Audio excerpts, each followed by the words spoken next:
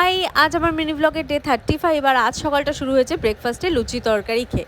আজ না আমি মাথা ভর্তি করে তেল লাগিয়েছি, শ্যাম্পু করবো তো তাই। আর তারপর সব জামা কাপড়গুলো গুছিয়েছি, দুর্গাপুজো কালী পুজো সব মিলিয়ে সব জামা গোছালো হয়ে গেছিলো। সব গুছিয়ে টুছিয়ে এখন স্নান করে নিয়েছি। আর দেখো, কপালে একটা টিপ পরলে মুখটা কেমন পাল্টে যায়, তাই না?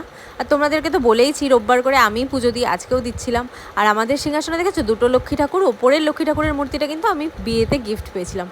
আজকে অভিরও একটা নিমন্ত্রণ আছে, আমাদেরও নিমন্ত্রণ আছে, তাই আমিও রেডি হয়েছি। অ্যাকচুয়ালি আজকে হলো আমাদের পাড়ায় কালী পুজো উপলক্ষে প্রত্যেক বছরই কালী পুজোর পর একটা খাওয়া দাওয়ার অনুষ্ঠান হয়, সেটাই ছিল। ওখানেই খেতে গেছিলাম, খেয়ে এসে একটু ঘুমিয়েছিলাম আর তারপর বেরিয়েছি।